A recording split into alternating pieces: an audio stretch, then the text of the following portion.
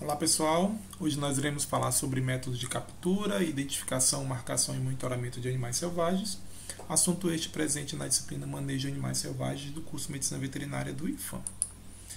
No plano de aula, nós temos o objetivo de discorrer sobre métodos de captura, identificação, marcação e monitoramento de animais selvagens, bem como a legislação pertinente ao tema.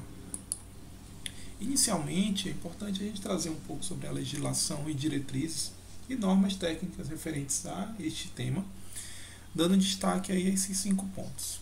Então, em primeiro lugar, primeiramente falar sobre a Lei Federal 9.605 de 98, a gente discorreu sobre ela na aula de Educação Ambiental e Tráfico de Animais Silvestres e Exóticos. É uma lei que dispõe sobre as sanções penais e administrativas referente à legislação ambiental, referente ao meio ambiente. Nesta, a gente consegue observar alguns artigos falando sobre o manejo de animais selvagens, sobre processo de captura, de identificação, de pesca, de autorização de estabelecimentos e autorização para tanto o manejo in situ quanto o ex situ. É importante que vocês refaçam a leitura dessa lei justamente para ter um embasamento melhor para a aula. Além disso, é importante também estar a par da legislação estadual e municipal ambiental.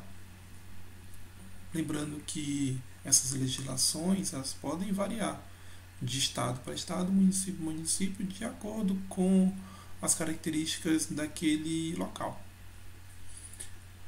O próximo ponto a ser trabalhado é falar um pouquinho sobre o SISBio, que é o Sistema de Autorização e Informação em Biodiversidade.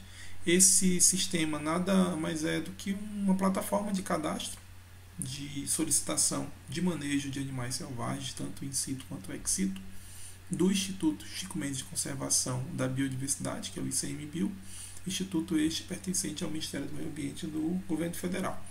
Nesta plataforma, o pesquisador irá cadastrar o projeto de pesquisa, ensino ou extensão, no qual vai elencar lá algumas informações, como espécies ou apenas espécie a ser manejada, local de estudo, objetivo do estudo, metodologia a ser abordada, como coleta de material biológico, tipo de contenção, bioma a ser trabalhado e o cronograma do projeto.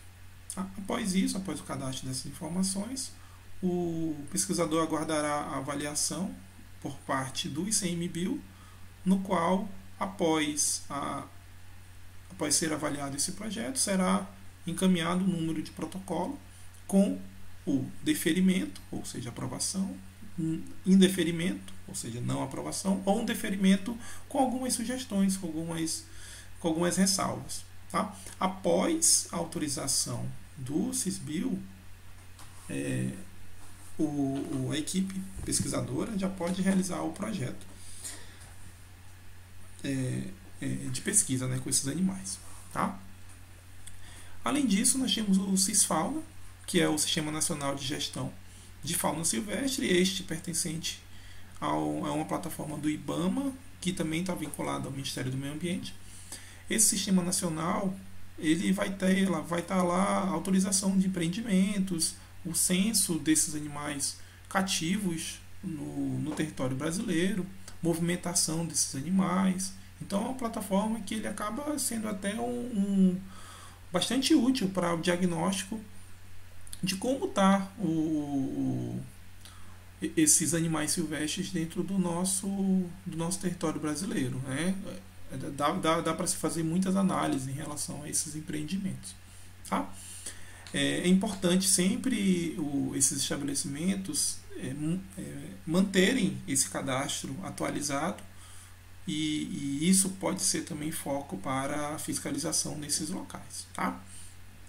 Além disso, nós temos o SEUA, que é um órgão colegiado que vai estar trabalhando principalmente a utilização, o uso desses animais eticamente nessas ações de ensino, pesquisa e extensão, eu até cito que acaba sendo algo complementar ao CISBio, justamente porque vai ter um enfoque maior, por exemplo, nos procedimentos a serem realizados com esse animal.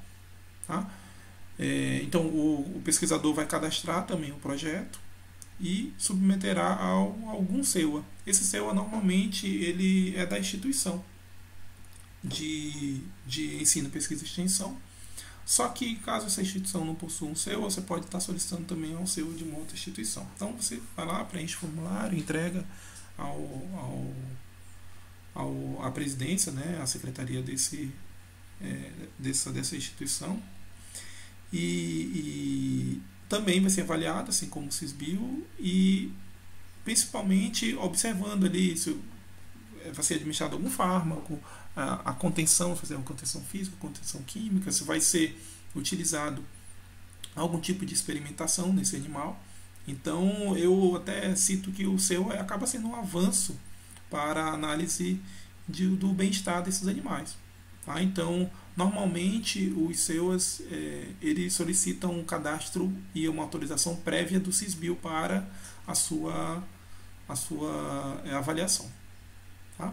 Além disso, é importante analisar as diretrizes, os protocolos, as normas técnicas, os documentos circulares do Conselho Federal de Medicina Veterinária e também do Conselho Federal de Biologia, porque tem muita informação e como é um órgão profissional, onde analisa a conduta do profissional, acaba sendo também bastante pertinente para o tema.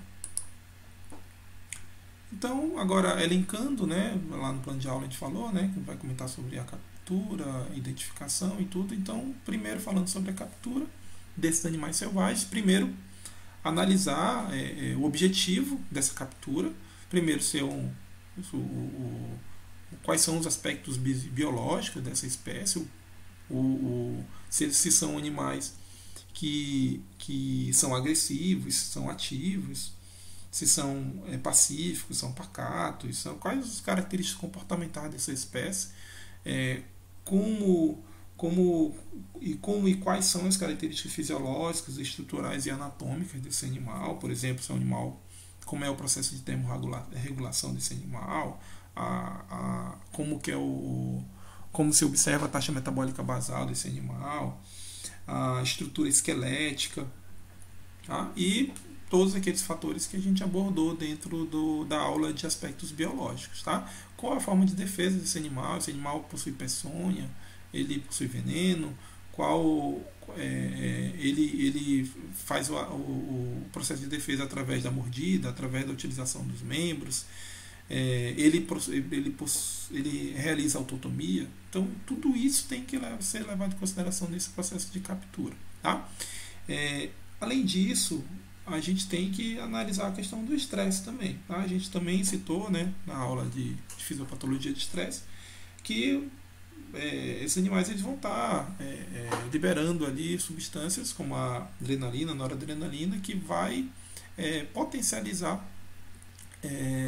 esses fatores fisiológicos, né, de luta e fuga, justamente fazendo com que o animal tenha ali uma miopatia de captura, por exemplo. Tá? Então a gente tem que observar ali fatores predisponentes como medo, ansiedade, esforço muscular intenso. Então, principalmente se a gente for usar uma armadilha, o animal pode ficar ali horas ali naquele local, então pode ser bastante complicado. Então, uma contenção física bastante intensa, manipulação repetida, né, o transporte prolongado, né, dependendo da situação. Tensão muscular constante, então o animal pode estar em alerta ali constante, mesmo ele não demonstrando isso, tá? Mas fisiologicamente ele pode apresentar também isso. Contração dos músculos em posições anormais, então utilização de redes, de caixa, tá? De cordas, também pode estar atrapalhando, né? E piorando também esse processo de estresse. Além da anóxia muscular localizada, que pode também apresentar e evoluir ali para uma diminuição de frequência cardíaca, de frequência respiratória. Tá? Então, todos esses fatores clínicos também tem que ser levado em consideração. Tá? Segundo tópico, primeiramente analisar o tempo a ser realizada essa captura, tá? O local e o objetivo da contenção. Por que eu vou realizar essa captura? É para um estudo populacional, coleta de material biológico. Tá? Isso tudo deve ser elencado e ser realizado da melhor maneira possível. Tá? Quem vai realizar é um profissional habilitado, treinado, que tem competência naquele determinado manejo. Como vai ser realizado? Qual a técnica? Então, se eu tenho uma técnica de captura de aves, é diferente de répteis, que é diferente de mamíferos. Dentro dos répteis eu tenho ali crocodilianos e, por exemplo, e serpentes, né, que são animais anatomicamente também bastante diferentes. Tá? Quando vai ser realizado? Né? Então, em relação a um período diurno, período noturno, crepuscular, e onde vai ser realizada essa captura. Tá? Então, todas essas perguntas elas devem ser respondidas previamente por meio de um checklist, e a equipe a executar essa ação ela deve ser bastante treinada para que não ocorra problemas, tanto a nível da equipe quanto do animal. Então, a segurança do animal, a segurança da equipe é extremamente importante. Nós temos aqui 3 médicos veterinários que atuam com animais silvestres aqui na região da Amazônia, 3 profissionais extremamente competentes que têm bastante habilidade na ação. Então, aqui o professor Laes Quesorim, que trabalha muitos anos na área, né? A Jusileide, que trabalha com felídeos silvestres e também a nível de clínica, né? O professor Laes também trabalha com clínica de animais silvestres e exóticos. Tá? E que o professor Daniel Grijoc também atua na área. Então, é importante verificar o know-how desses profissionais, tá? E também realizar o treinamento de quem vai estar participando dessa ação também. Tá? Dentro do processo de captura e monitoramento desses animais selvagens, a gente tem aí três situações diferentes no qual podem ser lançadas mão. Tá? Então, nós temos a busca ativa. Então, nós podemos observar realizar a captura e o monitoramento desses animais por meio da busca ativa. Tá? A busca ativa, a gente até demonstrou aqui com a foto, por exemplo, quando a equipe ela vai em busca desses animais. Tá? Dentro desse processo, eu posso ter também ali encontros ocasionais. Tá? No caso, eu coloquei ali uma armadilha, e aí, em vez de eu conseguir capturar uma determinada espécie, nessa armadilha apareceu outra. Então, ali foi um encontro ocasional. Né? Ou então, por meio de pontos fixos, tá? Onde eu tenho uma determinada paisagem, né? Uma determinada região ou localidade, onde eu vou definir aqui alguns pontos de observação. Tá? Ou por meio de transectos. Tá? Os transectos eles podem ser transecto linear, paralelo ou individual. Tá? Então, uma técnica no qual eu escolho determinar dentro de uma área, eu como pesquisador, eu vou estar me movimentando nessa determinada área. Tá? E aí, à medida que eu estou realizando essa movimentação, eu estou fazendo a anotação desses animais no qual eu estou observando. Tá? No caso aqui, um fragmento, né? Aqui um exemplo de um transecto, né? No qual eu posso utilizar ele aqui como um transecto linear, onde eu começo dessa região e vou até o final dessa região. Tá? E aí, nos transectos, eu também posso estar definindo o tempo a ser utilizado. Né? Quanto tempo eu vou utilizar em cada transecto. Tá? Então, são técnicas diferentes, tá? Todas embasadas, né, tecnicamente, tá? E podem ser adaptadas aí da melhor maneira, de acordo com o que a gente pode definir e a espécie também a ser utilizada. Dentro da captura de animais selvagens, agora especificando bem aqui Essas técnicas eu vou dividir em herpetofauna, avifauna e mastofauna. Da, da, da utilização de captura de herpetofauna se destacam aí o uso das armadilhas de queda, né, pitfall, e de funil. As armadilhas de queda, ela pode ser usada com ou sem essa cerca guia, que podem ser utilizadas em vários estudos, né? Essas armadilhas são amplamente utilizadas para amostragem de anfíbios, répteis e até pequenos mamíferos. Armadilhas, essas armadilhas eu posso estar ali, eu utilizo uma cerca, tá? E aí eu faço um pavimento, né? Justamente para que esse animal, ele, à medida que ele vai andando na cerca, ele acaba caindo aqui nesse local. Tá? Então aqui é o pitfall trap. E aí eu consigo ter uma amostra das espécies que estão ali naquele determinado local. Tá? As armadilhas de interceptação e queda, né, constituem, como eu falei, por recipientes enterrados no solo, interligados por essas cerca-guias.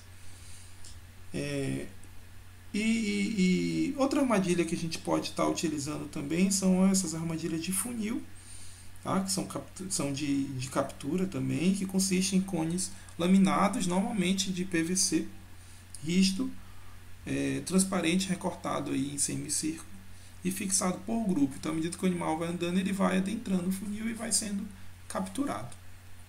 Tá? São técnicas bem simples de serem realizadas, tá? E que acaba tendo ali uma amostragem bastante ampla. Tá? Então, dependendo do tipo de estudo, ela pode ter pontos positivos ou também pontos negativos.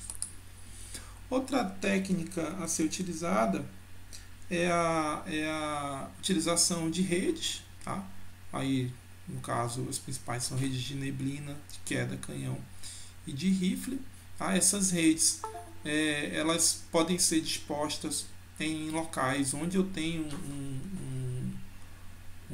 e eu quero observar a presença de aves no local. Tá? Essas redes elas devem ser dispostas de maneira que não machuquem o animal e à medida que elas serem colocadas, elas devem ser rapidamente avaliadas e retirar esses animais para fazer o processo de manejo desses animais, tá? De estudo desses animais.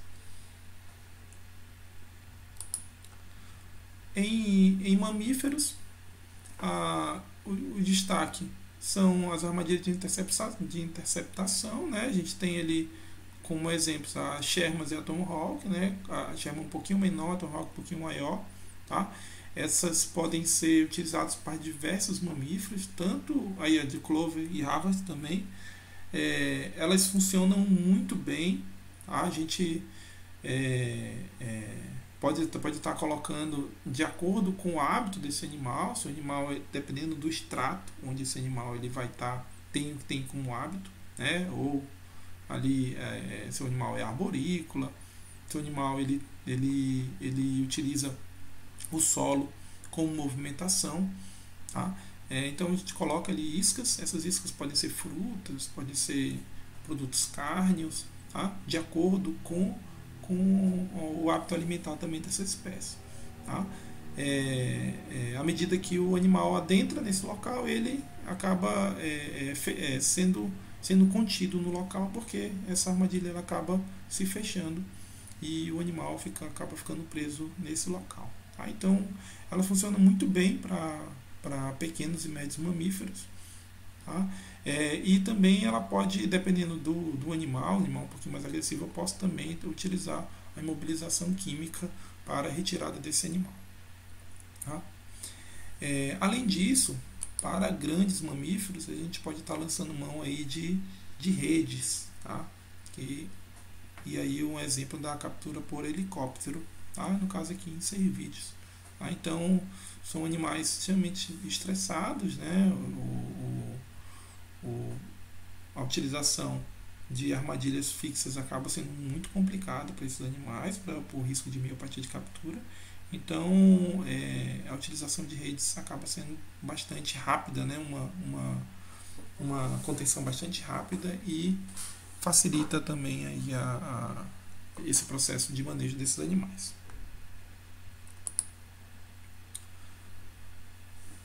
Na captura, eu também posso estar utilizando, além da contenção física, a imobilização química. Na imobilização química, existem diversos anestésicos a serem utilizados, tá? Mas é importante verificar o melhor fármaco a ser utilizado para aquela determinada espécie. E dependendo da situação, a utilização de mais de um fármaco naquele dardo, né? Naquele protocolo a ser utilizado. Tá? A gente pode lançar mão de uso de anestésicos orais. Tá? Às vezes é um pouco complicado utilizar anestésico oral, porque o animal, primeiro porque eu posso ter uma volatilidade ali daquele fármaco, e também o animal pode simplesmente não ingerir aquela substância. Tá? E detalhe, são poucos anestésicos a serem utilizados pela via oral. Tá? Normalmente, com animais selvagens, a gente utiliza anestésicos injetáveis por meio de dardos. Tá? Esses dardos podem ser utilizados ou com o uso de zarabatana, ou então utilização de pistola, né? Tá? De rifles, tudo de armamento. Tá? E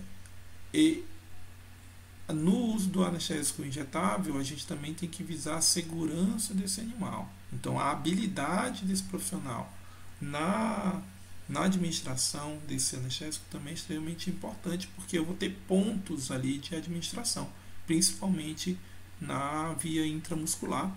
E eu também, à medida que o animal ele vai estar apresentando ali o plano anestésico, eu tenho que rapidamente realizar ali a melhor conduta para que esse animal não se machuque ou ele possa ter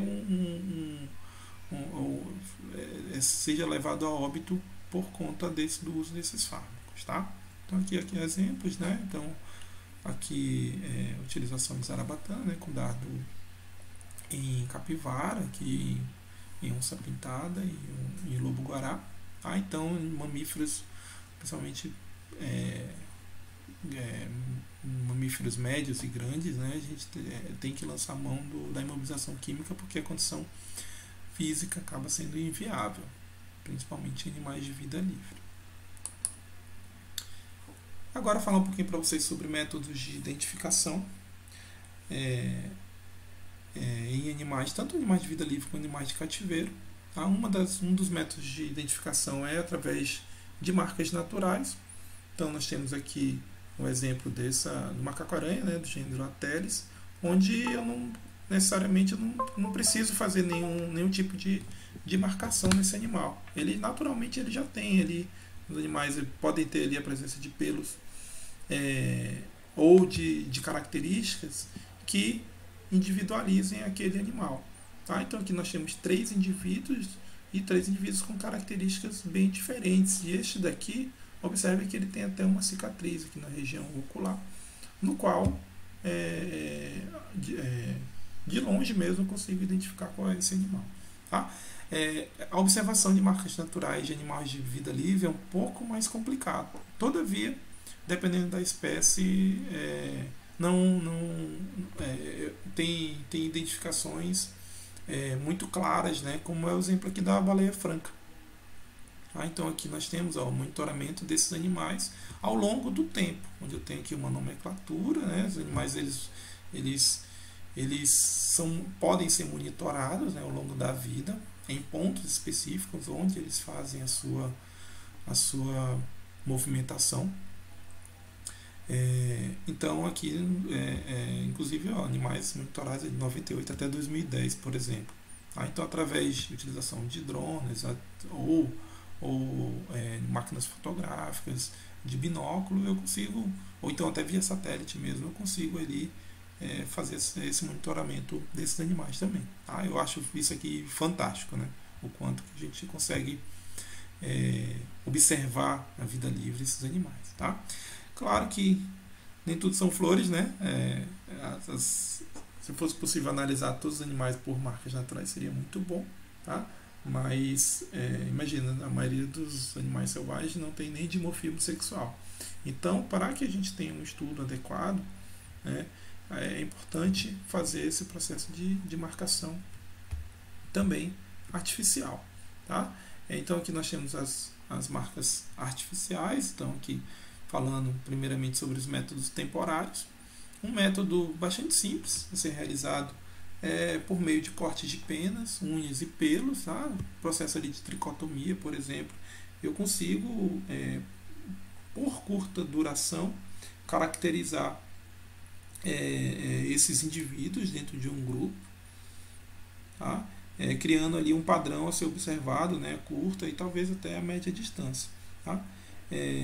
Em mamíferos, esse método pode ser utilizado em ninhadas, tá? Dependendo até do número de animais, e também em adultos para facilitar a observação desse indivíduo, né? Ele definir se é um macho, se é uma fêmea, se é um jovem adulto, é um animal que está em tratamento, então é um animal que tem uma determinada doença. Tá? E aí a gente traz até o exemplo aqui de Leucomptecus, né, de mico-leão dourado, onde se utilizou aqui nesse local a utilização de tintas, né, no pelo, justamente para determinar ali quem é um macho, quem é uma fêmea. Tá? Aqui em textudines, né, aqui em jabutis, tem aqui uma marcação também aqui na região do casco desse animal.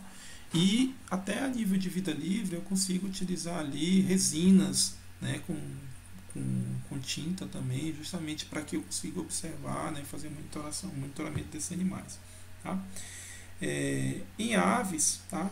Essa técnica tende a durar mais tempo, dependendo da fase do ciclo de pena que foi realizada essa marcação. Tá? Agora, assim, esse método deve ser feito de maneira que não cause dor, ou então que não mude também o comportamento desse animal. Tá? Então, é um método simples que dá para ser adotado aí, de maneira fácil aí com esses animais.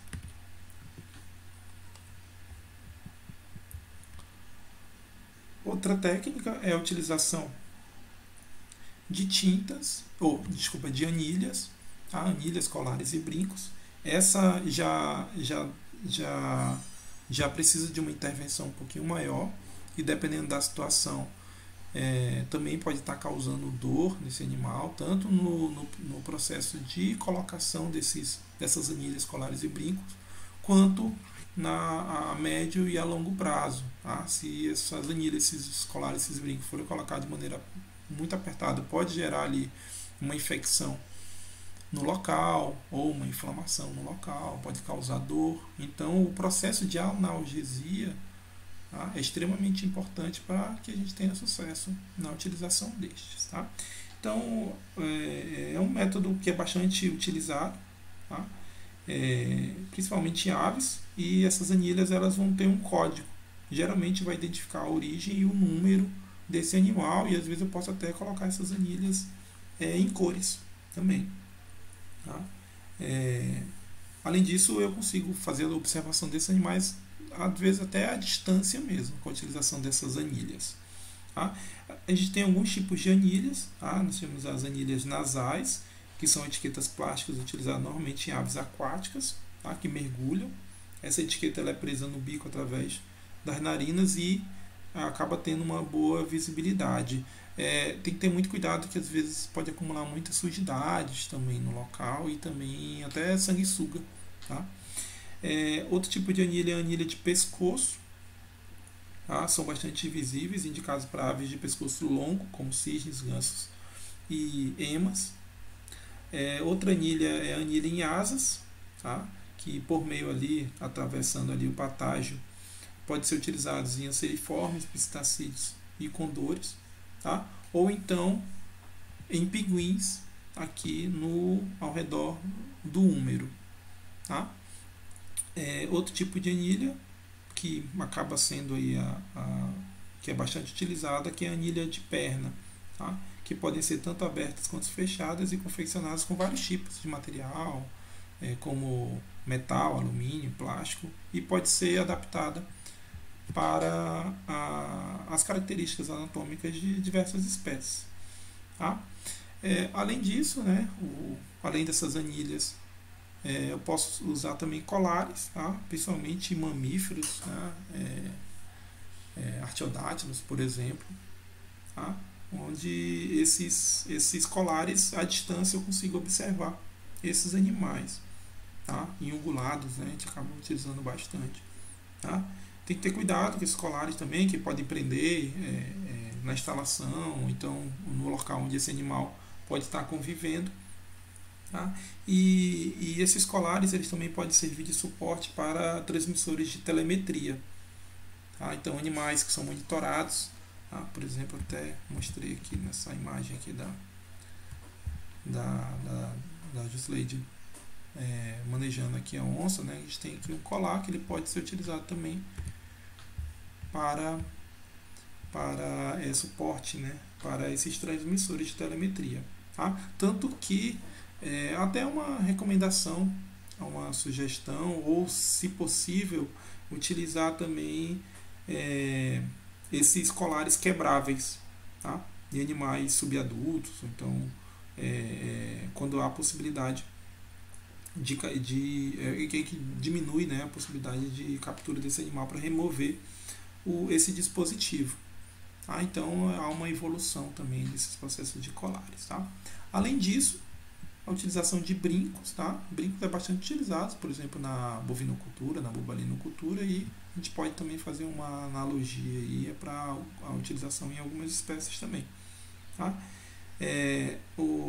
Esse brinco gera aí uma perfuração na região da orelha, então mais uma vez a questão do bem-estar, a questão da analgesia, ela é extremamente importante e acaba requerendo cuidados aí para antisepsia e analgesia no local, tá?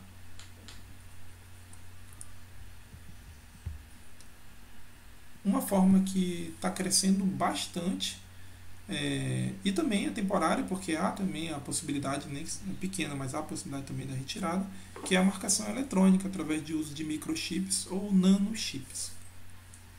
Tá? Então, aqui a administração, né, desses chips, né, dependendo da espécie, eu posso utilizar vários locais, né, a ser administrado, e esses microchips eles apresentam um código com um número de dígitos que vai variar de acordo com o fabricante, né, de acordo com o tipo, com combinações ali quase infinitas. Tá? A grande questão é que a gente tem que fazer uma contenção, tá? Tanto ou física ou química, de maneira bastante eficaz, tá? Justamente para fazer essa administração desse local, desse microchip. E de maneira geral, mamíferos silvestres de grande porte são marcados, pode ser utilizado na base da orelha ou então na região interescapular, tá? Na aplicação subcutânea. Então aqui no caso, o exemplo que vocês estão vendo aqui, a administração de Delphis marsupialis, né, na mucura, administração aqui interescapular, aqui de um projeto que a gente realiza aí do IFAUNA lá no Instituto, né, administração e a leitura desse nanochip. E também é importante e acaba sendo a utilização desses microchips acabou melhorando muito a eficácia desse manejo desses animais, principalmente de vida livre. Tá? E eu trouxe exemplos aqui de mamíferos, né, a serem administrados, mas também pode ser utilizados em répteis, né? Em quelônios eu posso marcar nos membros pélvicos, na região subcutânea, dependendo da situação até via intramuscular, não é tão interessante, mas pode ser também utilizado. Tá? Em crocodilianos pode ser administrado no subcutâneo da região occipital, e em lagartos, né, lacertídeos, pode ser marcados no subcutâneo da região inguinal, na base da cauda ou na escápula.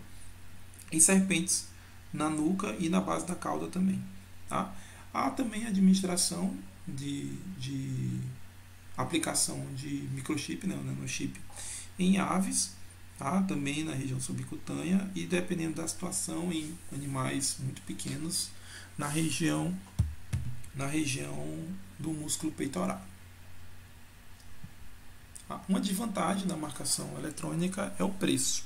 Tá? Então, o custo de um nanochip, de um microchip, acaba sendo elevado quando eu considero essas outras técnicas a serem utilizadas. Tá? Até porque a equipe ela também tem que ter equipamento de leitura, tá? desses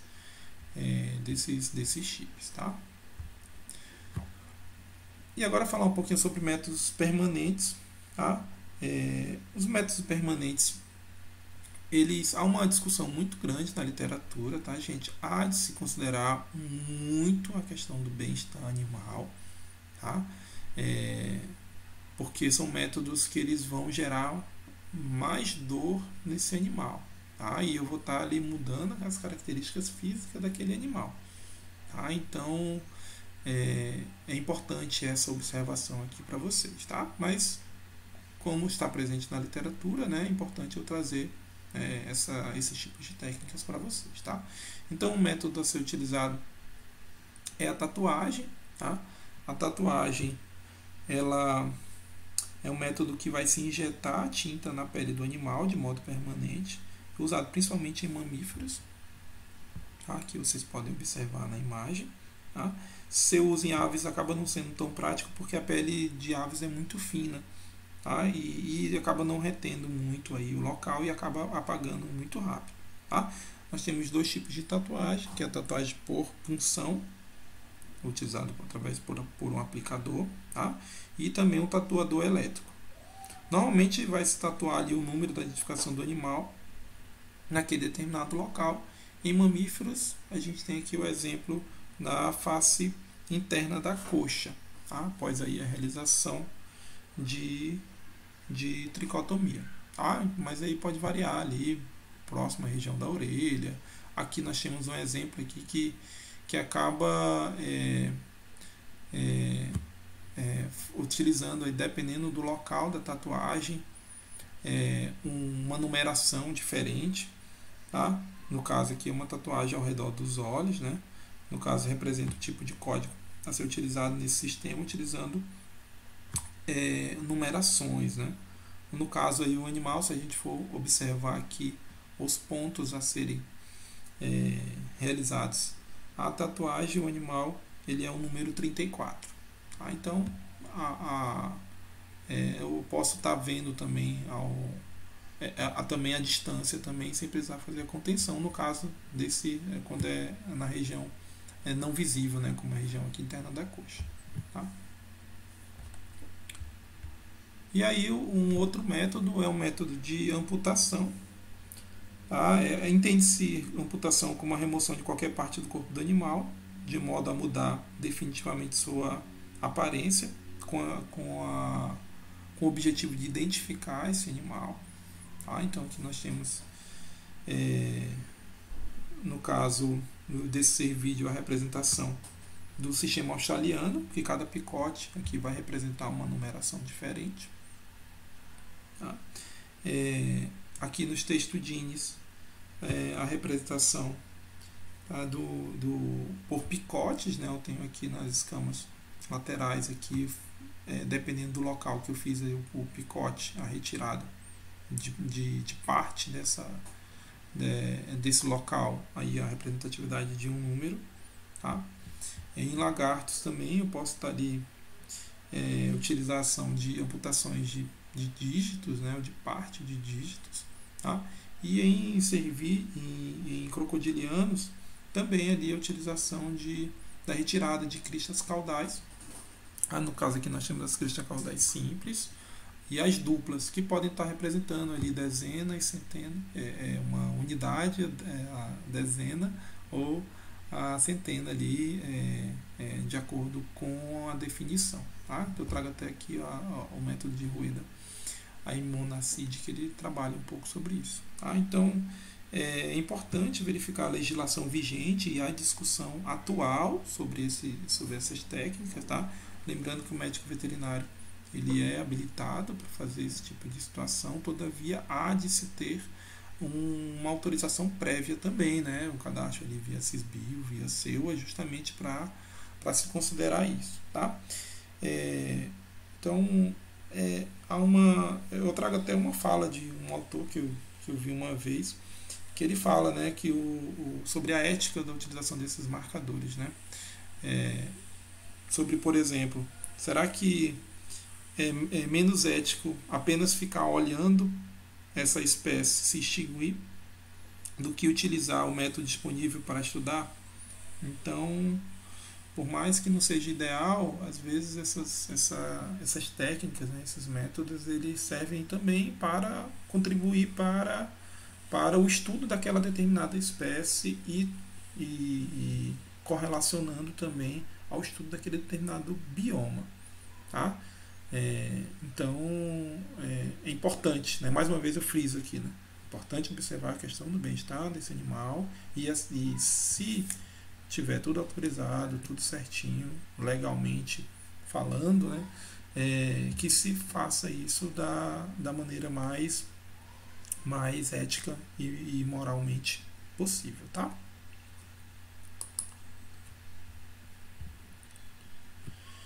E agora falar um pouco sobre monitoramento de animais selvagens. Então a gente já falou sobre a questão da captura. Então, pós-captura ali eu tenho que verificar ali, ou pré-captura, então eu tenho que observar e fazer o monitoramento desses animais, tá? Uma das formas de monitoramento é por meio de entrevista da população local, tá? Então aqui o exemplo de pesquisadores aqui realizando, conversando com a população local, verificando sobre a ocorrência daquelas espécies, enfim, dependendo do objetivo daquele trabalho. Tá? Hoje em dia está bastante facilitado esse trabalho, apesar de alguns pontos negativos. A utilização de mídias e também da utilização de métodos remotos, né, como por exemplo a utilização de formulários online, tá, para saber, né, sobre aquela espécie. Tá? Então a entrevista com a população local é extremamente importante também para que o projeto seja mais adequado possível. Tá? Outra forma de monitoramento, até citei anteriormente, ali, é por meio de observação. Tá? No caso aqui, observação visual, que pode ser também fotográfica e também por meio de vocalização. Tá? Entender o local onde está sendo estudado é extremamente importante, e essa observação ela pode ser contínua, tá? E também com uma amostragem bastante ampla. Tá? Então aqui, ó, pesquisador fazendo aqui a captura sonora de um determinado local, né, de uma determinada situação. Aqui esse pesquisador realizando aqui a observação de aves noturnas, por exemplo, tá? Com um equipamento adequado e tudo. Tá? Com isso eu posso estar ali sem interferir muito naquele ambiente, tá? Monitorando aquele local. Tá? No caso aqui, a gente consegue ver aqui a observação aqui de uma Epicris cêncrea, né, e também de morcegos no local. Tá? Outro ponto de monitoramento importante é a identificação por meio de rastros. Tá? Aqui a gente destaca rastros, né, como observação de fezes, pelos, penas, escamas, pegadas, repastos, abrigos, tocas, ninhos e cadáveres. Tá? Não necessariamente você tem que observar o animal, verificar o animal, você pode ver indícios que aquele animal está presente naquele determinado local. Tá? E esses indícios, eles podem inclusive ser nível genético. Tá? Então, se eu coleto ali, por exemplo, pelos, por exemplo, eu posso ali geneticamente definir qual espécie que